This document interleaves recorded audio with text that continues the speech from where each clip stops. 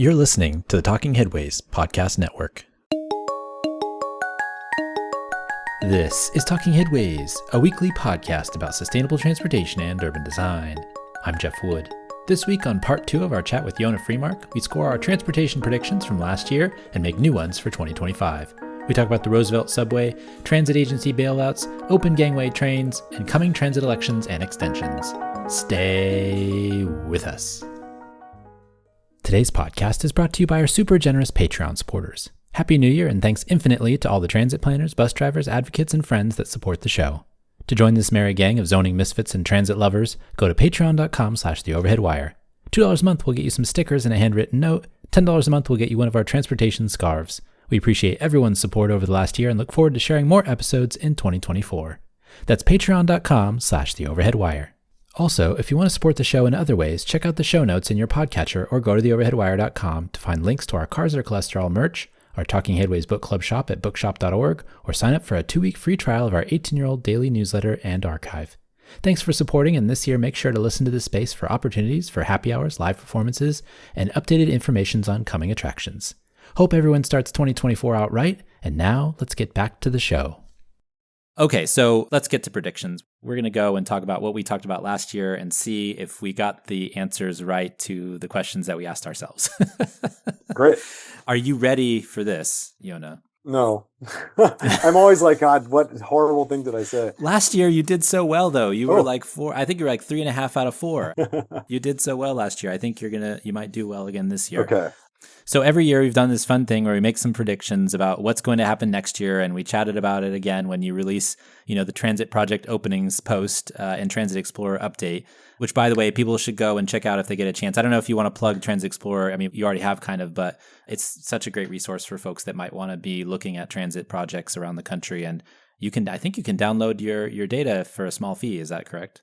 Yes, you can download the data. I would say that, if there is some philanthropist out there who's listening and wants to make the data free for all, I am all ears. But at the moment, we need to keep the website running, so I need some funding source. That's good. And I'm not really sure when we started this or how we started this predictions thing, because I don't know why we started thinking about it. Maybe we were just like, well, you're going to come on every year, right? So let's just start making predictions for the next year. But we did it, and it's super fun, and the listeners love it. So last year, like I said, you did really well. You predicted the cancellation of the air train, the seriousness of the Interborough Express, which I'm surprised that now there's, the seriousness of them proposing light rail, but that's a conversation for another time probably, and a few other things. So you got a lot right last year. Okay. And so let's see how we did this year for both of us. And I did horribly last year, so maybe I'll do horribly again this year, but we'll see.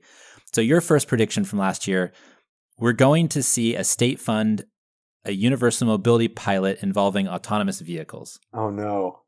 If anything, that situation has probably worsened since last year, right? I mean, with all the situations with Cruise, that seems wrong.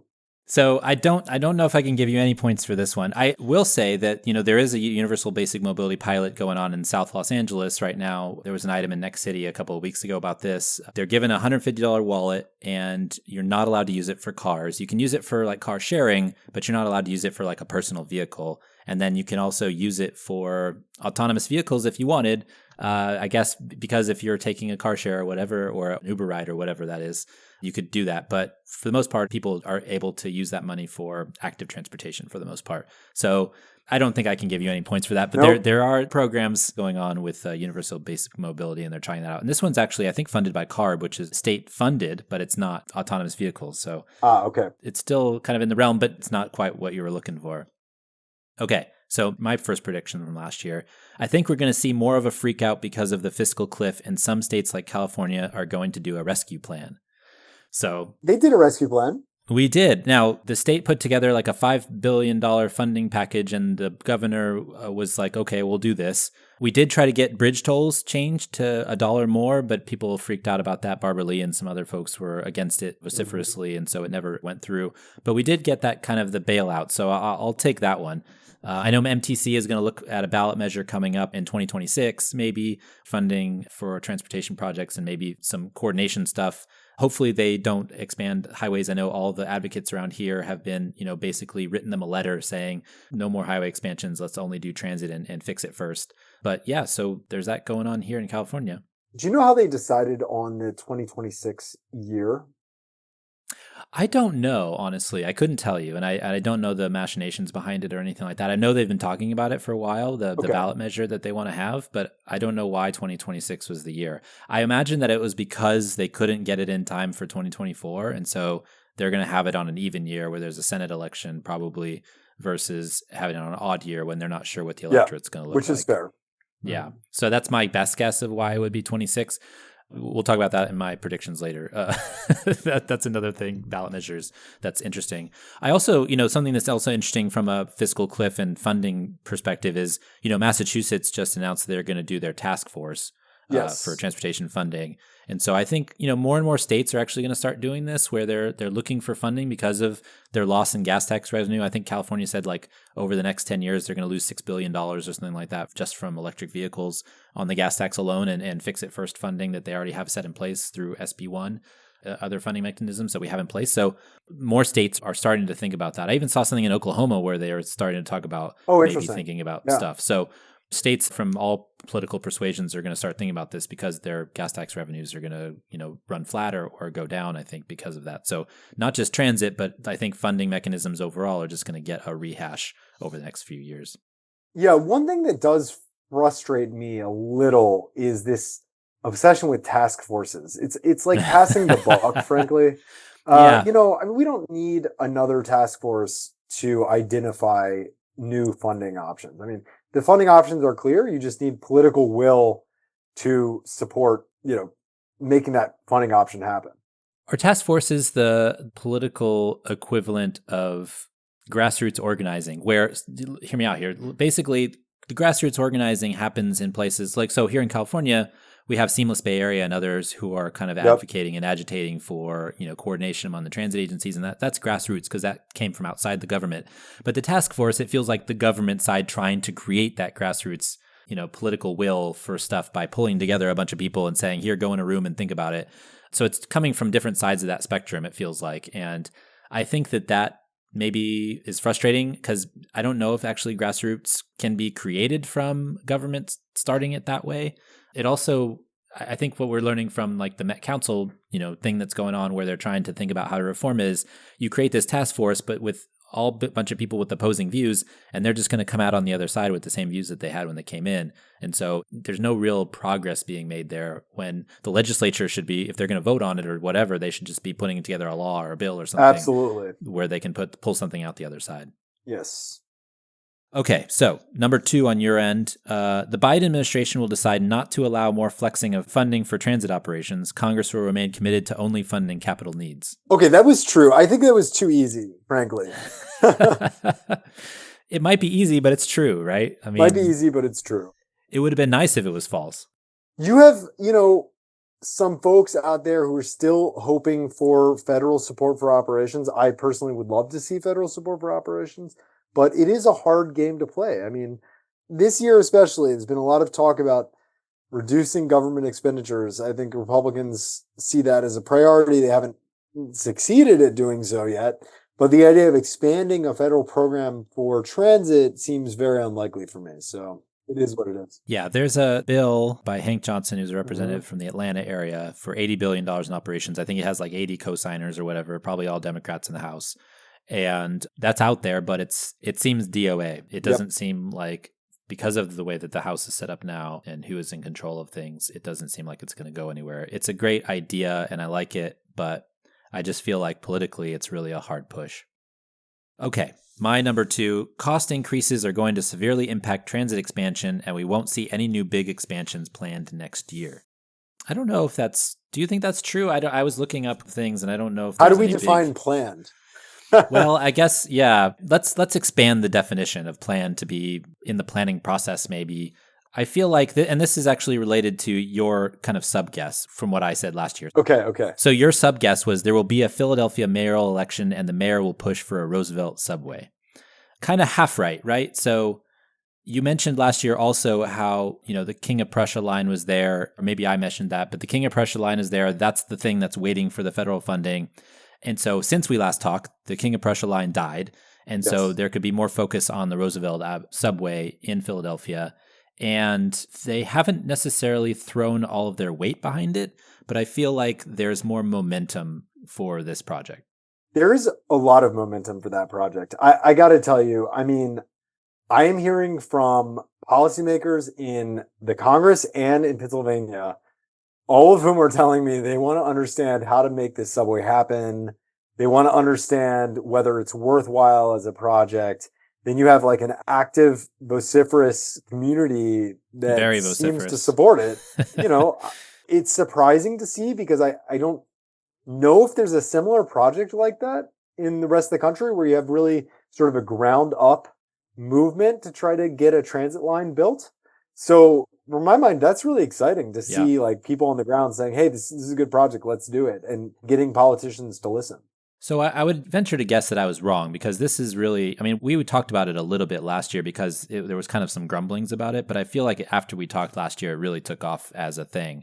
And I know that there's like that Twitter account that's run by somebody who's really pushing on that. They tweet everybody and it feels like they're everywhere. But also, not even just that might be like a little tiny corner of the internet, but you know, just having it in the Inquirer a lot, in the local newspapers, you know, people obviously talking with you about it. So there's actually some swell there because it does get so much attention and it is something that is on the radar and possibly moving forward. So I'm happy to be wrong. And so maybe that project alone deems my prediction from last year incorrect. So wait, can we make a new guess based on that? Yeah, sure. If you want to put that on your next year's predictions. Yeah, I love thinking about Philadelphia, but what if to be positive, we say that in 2024, Yonah guesses that there will be a federal planning grant awarded to study the Roosevelt Boulevard subway. Okay. Yeah. That's a good one. Okay, 4. Your fourth. New York subway ridership will have a day with 4 million riders in May and 4.5 million riders by the end of October. So I tried to look this up. It's hard to find individual day kind of landmark ridership, but all I could find was the average paid ridership for May, and so this doesn't include fare evasion, was 3.84 million for May. So I'm guessing with fare evasion, because it is a pretty substantial stack, and knowing that this is the average, not the highest day of that month, there's likely a day that there were 4 million riders in the New York City subway in May. Yeah. If the average is 3.84, there had to be a 4 in there somewhere. Gotta be. I would think so. I'm going to give you that one. And then October, I couldn't find a single day number, but there was a day in September with 4.2 million paid rides. Weekend riders was 2.7 million, which was 82% of pre-pandemic numbers. So I don't know about the 4.5 in October, but I do know that the 4 million of May. Okay, that may have been too high. Well, I'm also finding that on May 17th, the subways recorded 4.09 million paid rides. Oh, okay. So there you go. Where'd you find that? I don't know. MTA website. Okay. Press release. Okay, well, there you go. Perfect. I'm also interested kind of in how the subway, like what causes some of these ebbs and flows. I think last year we mentioned in October, like maybe the Yankees would be in the World Series and that would cause a lot of subway rides or something. I don't know. But I'm interested in, you know, what the day, I know going back to school is a big thing, right? When kids start going back to school and teachers have to go back to school and all that stuff, that's like summertime is probably a lull a little bit.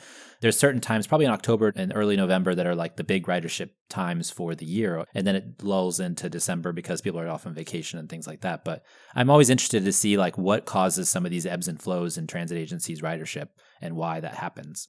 Yeah, so I ride the Green Line in DC on most days, and it's remarkable to see what happens when there's just a game at the Nationals ballpark. Yeah. I mean, just like these wild fluctuations in the number of people, which is what, well, you know, it's fantastic to see. People are riding the train to the game. But yeah, I mean, I suppose if you're a transit agency, you're probably, at least hopefully, keeping track of these so you can make sure to provide the service. Yeah. And there's a whole bunch of discussion this last year too about like concerts, whether it's like Beyonce or Taylor Swift. You know, a lot of folks are going out and the transit agencies are adapting to that too, because there's this huge flux of people that are going to these stadiums to enjoy some music too. So it's not just ball games and stuff. It's all kinds of cultural events, which is really interesting. Mm-hmm. Okay. My number 3, Brightline will encourage more states to consider intercity rail. I think it's probably not Brightline, but the big pot of money that's available from the infrastructure bill. How much is it? Like hundreds of billions of dollars available for passenger rail expansion there. But I know Brightline recently actually cut their passenger expectations for 2024 by 21%. Mm-hmm. So that's something to watch too. But then there's also been a lot of glowing pieces this last month about Brightline too. But I feel like the pot of money is way more of an indicator than Brightline itself. That said, I mean, there's been really strong support from Nevada to build the other Brightline project. Right. So maybe you won, maybe you're right. Because, I mean, that's a state government and that's a new passenger project. And they just got some Build America bonds or something, or business bonds of some sort. Just got approved. They also got some funding from another pot of money. So they're going to build that and it's going to go fast, I imagine, because it's in the middle of a desert and down the center of a highway. That helps a lot. So yeah. Okay. I don't know. I'll go half right with that. Maybe 0.5 on that one. So your number 5 was, because of the fiscal cliff, agencies are going to put out maps showing how they're going to cut service if it comes to pass. I haven't seen this. Have you? I haven't really seen those maps either. I've heard discussions, but I haven't seen maps that show like what's not happening. Yeah, I don't know. I'm shocked, but I think I get no points for that. WMATA didn't, like when they were announcing how much they were going to cut. I haven't seen a map. Haven't seen no maps. No maps. Okay. Well, I guess, I don't know, that half a point because they are. No, that's 0 points. They're too positive. I'm trying to be too nice to you, I guess. But they're talking about cutting service, so there's that happening. That's true. WMATA's talking about that. AC Transit's pushing that back a little bit about discussions about what lines are going to be cut. There's other agencies around the country that are talking about cuts. Kansas City, for example, they have free transit and they have a $50 million deficit. And so they were talking about whether they're going to put fare collection machinery back in their vehicles, but that's going to cost $8 million or something, $6 million. So there's like a whole bunch of stuff like that, but no maps that I've seen. So, okay, no dice on that one. That's okay. And then the crazy idea that you had that 2023 WMATA will commit to the 8000 series trains being open gangway. Oof. I don't think so. I didn't see any media items after February of last year talking about the 8000 series trains at all. Like there's no mention of them at all after. There are open gangway discussions about them in February, but I did not see anything after that. Yeah, that's 0. But that's your crazy idea too. So I mean that's hard to Okay. It was prefaced by this is crazy. So it didn't happen. So those are last year's predictions. So I don't know if we did so well this year. I think maybe you got a half a point or 1.5, I think. Okay. But that's part of the fun is being right and being wrong. Yes. It's okay. Either way, it's fun anyway. So now that that's said, let's do our predictions for next year. So your first prediction is going to be that there will be funding or it will be in the projects for the Roosevelt Subway, right? That's the prediction. There will be some federal grant for the Roosevelt Subway. So I think it would be a planning grant, realistically. Okay. But some sort of federal endorsement through money for the project. Okay. And then my second prediction for that is that it will be announced at the MPAC conference in Philadelphia in October. Oh, how's that for a prediction? Love it. Love it, love it, love it. Okay. Here's my first prediction, and we'll go kind of back and forth, and then you'll get the last word on these. So there's lots of ballot measures that are being pushed to 25, 26, or whatever. I know that Charlotte's getting pushed back. The Bay Area is going to do theirs hopefully in 26. There's some stuff like that. And Nashville's been agitating. They've got Freddie O'Connell is the new mayor. He's a big transit advocate. He's into it. He's trying to get something on the ballot this year. I feel like because it's a presidential election, they're going to get a lot of stuff.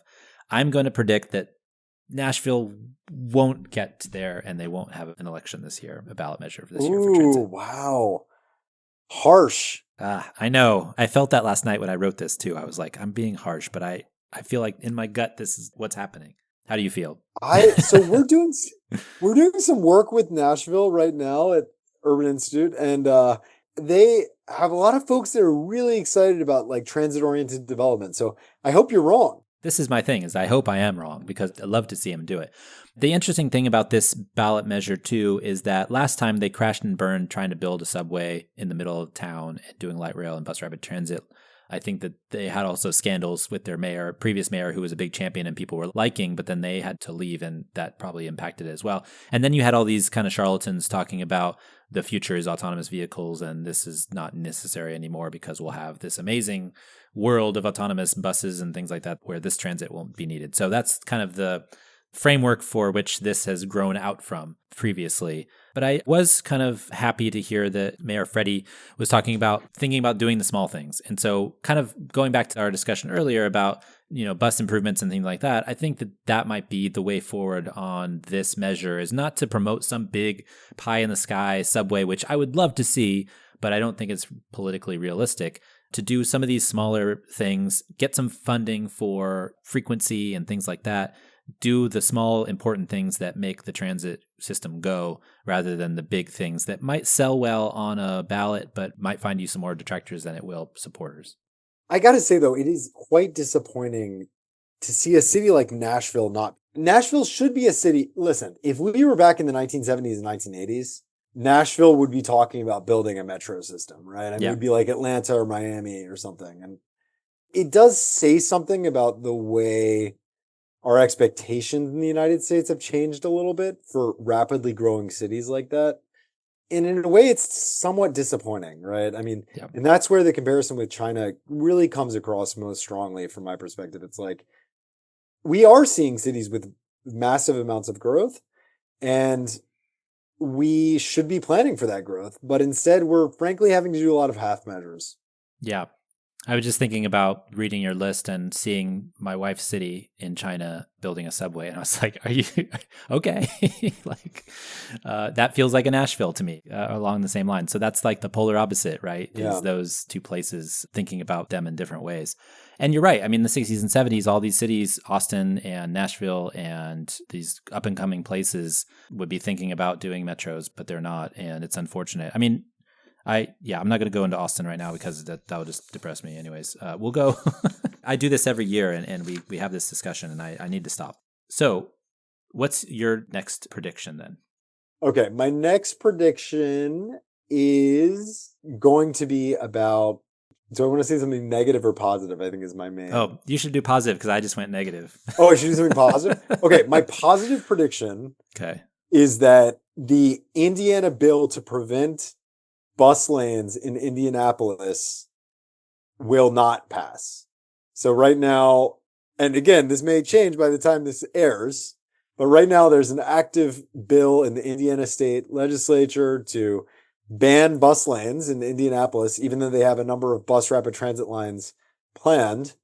And it's quite a disappointing bill, and I sincerely hope it does not pass. So I'm going to be positive and hope that it does not.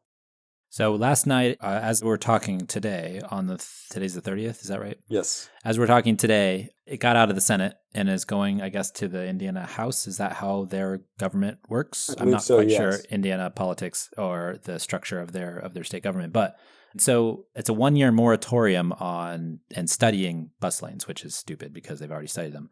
But that's the person who has been trying to, and it's the same person every year, the last 3 years or so, that's been putting this bill together, and it's been getting killed. Somehow they've been killing it, but maybe it'll get killed again. And I would be all for that if it got killed again, because this is so stupid.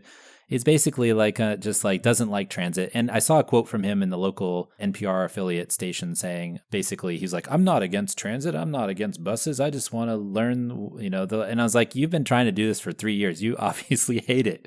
Like, there's no other reason than you hate it to put this together. So don't give me that crap. And I wish that they would have pushed back on his quote, but it's what he said. That person that I'm not even going to name because I don't know his name, because I don't want to know his name, in Indianapolis. I think he's a legislator from Indianapolis. He's a Republican from that area. Yeah. Okay. My second one, I like yours. I like yours, by the way. I hope that I love comes to pass. Yeah. So number 2, I predict that congestion pricing in New York will suffer some delays opening due to all the dumb lawsuits they're facing. That's a negative and a positive at the same time. How many delays? Do you think it will happen in 2024? It's supposed to be May. Yeah, I think so. Supposedly the opening is in May. I say October. Okay, so you still think it will happen, but that like I think it'll just get pushed back because of the dumb stuff that they have to deal with. Okay. Is that positive or negative? I don't know. That's positive. In my view, that's positive. Given how long this has taken. I mean, remember, when was it? It was like Michael Bloomberg, and there was some story about Jeanette Sadiq Khan in a police car with the sirens blazing, going from New York City to Albany back in like 2009 or something, trying to get congestion pricing passed. I mean, it's just wild. Yeah, she got in big trouble for that. Basically, she tried to get up there real quick, and so I guess they had the police escort, and then the people up there got mad about it or something. And so, yeah, I mean, it's a political faux pas, I guess, Totally. to do that for sure. But that's what killed it, is a crazy thing. But yeah, wasn't like Sheldon Silver still in there too? Oh, like, God, what a corrupt. Who, yeah. I guess he passed away this last year, but he was in trouble for corruption charges. Even people who pass away can be corrupt. Yes, they can. They can. But yes, I'm hoping that October we'll see something, we'll see a charge on somebody's credit card. Okay. I love it. I think I agree with you. Okay. Should I give another one? Yeah, go for it. I believe that this year, Colorado will pass a statewide land use reform bill. Okay. So we've seen a number of states do this recently, Montana, Washington, Oregon, California, Massachusetts. I think it's Colorado's turn. They had a lot of trouble last year, but I'm going to be positive about that this year. You know what was interesting to me about that was the fighting between kind of the state league of cities and the legislature on that, because the legislator that was trying to put this through, this progressive person, was fighting, and I don't think the League of Cities person is a conservative or anything, but just like it was interesting to see that fight happening. The person who's kind of in the city's wheelhouse and defending them was saying this isn't right for Colorado, blah, blah, blah, which I don't agree with. But it was interesting to see that fight happening and how the cities are kind of pushing back on land use changes from the state level. And I feel like this is kind of the opposite of the story of preemption in a lot of other states. So like there's a lot of states that there's state preemption laws. They're trying to keep the localities from doing stuff, specifically in Texas and other places. But here and in California as well, where they have, state level, and even some of the ones that you mentioned, the states you mentioned, Montana, et cetera, there's a preemption basically the other direction, which is like, let's allow more things to happen versus tamping things down. And so there's preemption on all sides, but it's interesting how those two manifest themselves from that perspective. Yeah, I do wonder whether, there's going to be a similar opposition as in Arizona that I believe actually killed the bill there last year. We'll see. Yeah, I like that. Somebody just put out a poll that said people like these ideas, the reforms in Colorado. So we'll see. Mm-hmm. And I imagine it was probably somebody said it was a liberal-leaning poll, but whatever. There was a poll out there that said people like the idea of changing land use patterns, because I imagine that people are getting frustrated with the housing prices and things like that. Okay, my number 3. I also predict that BART to San Jose will lop off the segment from the airport Santa Clara. It shouldn't have been there in the first place. And they've made a ton of mistakes on that line, such as deep bore tunnels and redundant planning that Caltrans could have fixed because they're electrifying. I think that segment gets lopped for cost and they only go to Diridon Station. Yeah. That seems like a good prediction. It's a hopeful prediction too, because it seems like a waste of money. It really is. I never understood that little U thing that they were doing anyway, because Caltrans serves that same corridor and now it's electrifying. It's going to be much faster, right? It's not just going to be the diesel engines. And so now you're going to have a trip from San Francisco to San Jose in under an hour maybe. And so that trip to Santa Clara is going to be real quick and real short. And the frequency is going to be much better too. They're going to have 15-minute headways or better. So it seems silly to build billions of dollars of infrastructure you really don't need. Even if some folks are upset that it's not BART, it doesn't make any sense. And so I feel like they're going to have to lop it off. And the mayor, who was a big proponent of the project, has said that maybe that's what they have to do. I know local advocates, some of them are upset about this, but I feel like it's the right decision. I mean, honestly, they should have done a lot of other different things too. It's really bad how they've gotten themselves into this problem. Well, I was actually going to ask, first of all, should there be a subway in San Jose? Question number 1. Question number 2, if there's a subway, should Caltrain have been extended instead of BART in the opposite direction? Or is that nonsensical? No, because it goes south, right? So Caltrain they actually have an extension project that I think I saw on your list, actually. It's going to to Monterey. To Monterey area, Salinas. And so they're going down there. I don't think that's electrified segment. I think it's going to continue to be diesel trains. So they're going even south. They're going to Gilroy, and that's where the high-speed rail station is going to be the first one before it gets to San Jose. So there's going to be one there, and then people can connect there with Caltrain. And so I think that through running that Caltrain does through that south area, it's good to keep that. I would like to see them have a subway because I think that it can drive a lot of push for more downtown activities and things like that. I don't know necessarily if they needed one or if they made the right decision on the corridor, because what they did, the thing that Austin did too, which I told myself I wasn't going to talk about this, but they kind of went around all the population because they had a freight right-of-way or a right-of-way that already existed where they could just put the tracks and not worry about eminent domain or anything like that.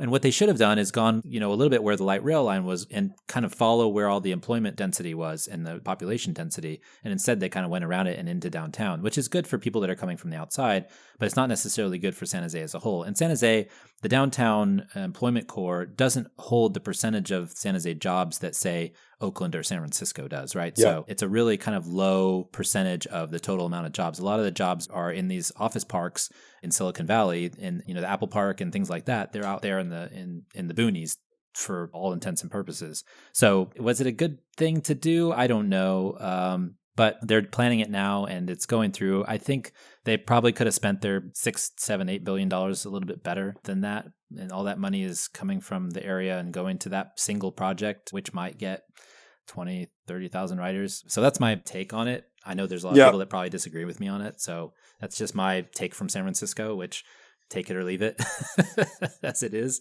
But it's frustrating because there's going to be a lot of money spent on this one project and hopefully it can be successful, but I don't know how successful that might be. Do you have a final prediction? Yeah, I have a final prediction about intercity rail. So I believe that Brightline will finalize their plans for their extension from Orlando to Tampa. Okay. Yeah. So they'll finalize from Orlando to Tampa. And they'll get some funding for it. I don't think they'll start construction. I like the idea. Do you think that then people will start saying that was good that the governor rejected that money for the Obama administration on that same corridor?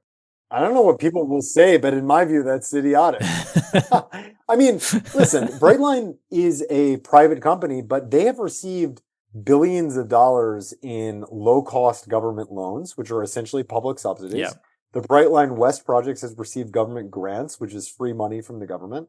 So, we can say all we want to say about, private versus public, but the reality is that most transportation in the United States, even if run by private enterprises, is publicly subsidized, at least to some degree. So I think it was an awful decision back in 2010 to reject the money to connect Orlando and Tampa. And we wouldn't be talking about this 20 years later, 15 years later, about whether it's possible. They could have been operating that since 2015. So it's a disappointing move. Yeah. Okay. Let's see if it happens. Yeah. And then this is my last fantastical one. I'm going to do the crazy one this year that I wish would happen. And this is related to all the stuff we were talking about earlier. Some legislator is going to put together a pot of money for smaller network bus improvements, whether that's signal priority, queue jumping, pinch point management, etc., that can be accessed by transit agencies around the country. Ooh. A pot of money just for those little tiny things that need to be done. I love it. It's kind of like a safe routes to school program, but for buses. Safe routes for buses. Safe routes for buses. I love it. Oh, that's awesome. Yeah, let's do that. Let's make it happen somehow. Call your legislators and ask them for this pot of money for small improvements. Make small bus improvements sexy again. That's that's how we're gonna sell it. So we're done with our predictions and we'll get back to these next year, obviously, but where can folks find you and all of your amazing work if you wish to be found? Well, I'm on Blue Sky and Twitter at Freemark.